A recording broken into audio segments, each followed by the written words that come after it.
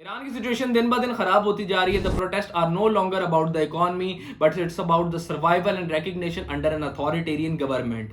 जैसा कि मैंने आप लोगों को पिछली वीडियो में बताया था अपनी कि Iran is ordering there security forces to stop intervening and stop killing the protesters. It was a good move, लेकिन ऐसा लग रहा है कि ईरान ने वो खाली बात न्यूज़ की हेडलाइन के लिए की थी और किलिंग्स अभी तक रुकी भी नहीं है।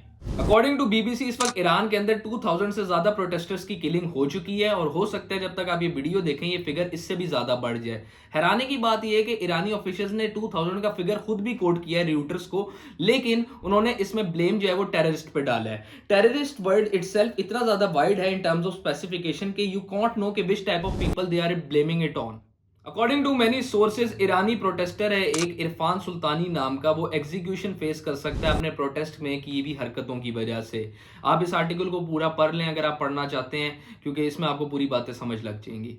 फियर इज दैट कि इस जैसे और भी कई लोग हैं लेकिन उनकी न्यूज़ चलाई नहीं जा रही। और इसके अलावा वैसे भी ईरान की रिजीम का शुरू से एक इशू है कि उनके लोग जब भी उनके खिलाफ खड़े होते हैं तो वो हर चीज़ वो वेस्ट के ऊपर डाल देते हैं। I know West is wrong, लेकिन इसका मतलब ये नहीं है कि जब आपके लोग आप ही के खिलाफ निकले किसी भी मसले के ऊपर तो आप उनको अमेरिकन या इसराइली एजेंट का टैग दे दो। अब आ जाते हैं मेन थिंग के ऊपर कि will America attack Iran as President Trump was indicating through its words help is on its वे।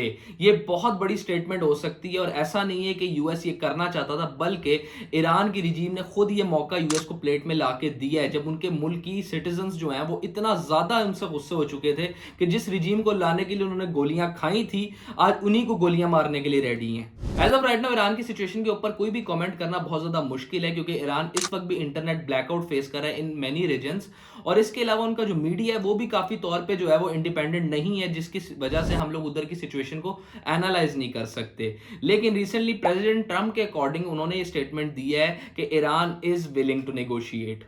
अगर तो ईरान यूएस को रोक देता है और इसके अलावा अपने प्रोटेस्टर्स को इस चीज का यकीन दिला देता है कि it would take positive measures for them, तो हो सकता है कि हालात बेहतर हो जाएं। लेकिन अगर इस तरह का नहीं होता तो हु नोज के हालात आने वाले दिनों में कितने ज्यादा बुरे हो जाएं। और रियलिस्टिकली देखें तो हमें इस वक्त और केओस और किलिंग दिख रही है ईरान के अंदर, for which I feel about Irani people.